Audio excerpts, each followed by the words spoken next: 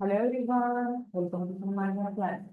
Let us see question number 15 of chapter Matter in our Surroundings. What is boiling point? ಹಾಗಿದ್ರೆ ನಾನು ಕೇಳ್ತೀನಿ what is boiling. Boiling ಅಂದ್ರೆ boil ಆಗೋದು water ಅಲ್ವಾ. ಹಾಗಿದ್ರೆ ಬಾಯ್ಲಿಂಗ್ ಪಾಯಿಂಟ್ ಅಂದ್ರೆ ಯಾವ ಟೆಂಪರೇಚರ್ ಅಲ್ಲಿ ವಾಟರ್ ಬಾಯ್ಲ್ ಆಗೋದು ಸ್ಟಾರ್ಟ್ ಆಗುತ್ತೆ, ಎನಿ ಲಿಕ್ವಿಡ್ ಯಾವ ಟೆಂಪರೇಚರ್ ಅಲ್ಲಿ ಬಾಯ್ಲ್ ಆಗೋದು ಸ್ಟಾರ್ಟ್ ಆಗುತ್ತೆ. ನಾನು ಹೇಳ್ತೀನಿ ರಾಂಗ್. ಮತ್ತೇನಿದೆ ma'am, you should mention atmospheric pressure ಅಂತ ಹೇಳ್ತೀನಿ. ಅವಾಗ ನೀವು ಹೇಳ್ತೀರಿ ಅಟ್ ಅಟ್ಮಾಸ್ಫಿರಿಕ್ ಪ್ರೆಷರ್. ಓಕೆ, ಹಾಗಿದ್ರೆ ಡೆಫಿನೇಷನ್ ನೋಡೋಣ.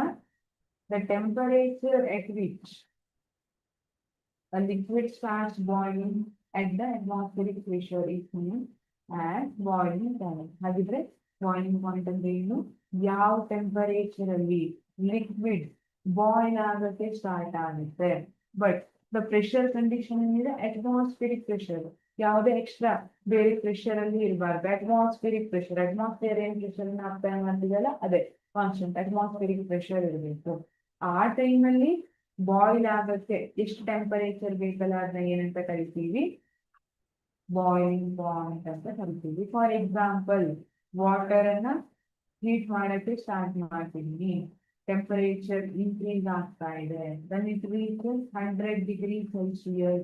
100 ಡಿಗ್ರಿ ಸೆಲ್ಸಿಯಸ್ ರೀಚ್ ಆದಾಗ ಏನಾಗುತ್ತೆ? ವಾಟರ್ ಬಾಯ್ಲ್ ಆಗಕ್ಕೆ ಸ್ಟಾರ್ಟ್ ಆಗುತ್ತೆ. ಇಲ್ಲಿ ಬಾಯ್ಲಿಂಗ್ ಪಾಯಿಂಟ್ ಅಲ್ಲಿ ಏನಾಗುತ್ತೆ? ಲಿಕ್ವಿಡ್ ಸ್ಟೇಟ್ ಇಂದ ವಾಟರು ಗ್ಯಾಸಿಯಸ್ ಸ್ಟೇಟಿಗೆ ಹೋಗಕ್ಕೆ ಸ್ಟಾರ್ಟ್ ಆಗುತ್ತೆ ಅಲ್ವಾ.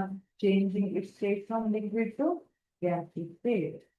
ಈಗ 100 ಡಿಗ್ರಿ ಸೆಲ್ಸಿಯಸ್ ಅಲ್ಲಿ ಆಗ್ತಾ ಇದೆ. ಸೊ ವಾಟರ್ ಬಾಯ್ಲಿಂಗ್ ಪಾಯಿಂಟ್ ನಾನು 100 ಡಿಗ್ರಿ ಸೆಲ್ಸಿಯಸ್ ಅಂತ.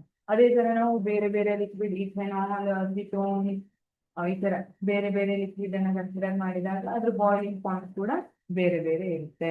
ಯಾವ ಟೆಂಪರೇಚರ್ ಅಲ್ಲಿ ಲಿಕ್ವಿಡ್ ಬಾಯ್ಲ್ ಆಗೋಕೆ ಸ್ಟಾರ್ಟ್ ಆಗುತ್ತೆ ಅಟ್ಮಾಸ್ಫಿರಿಕ್ ಪ್ರೆಷರ್ ಕಂಡೀಷನ್ ಅಲ್ಲಿ, ಅದನ್ನ ಬಾಯ್ಲಿಂಗ್ ಪಾಯಿಂಟ್ ಅಂತ ಕರಿತೀವಿ. Thank you.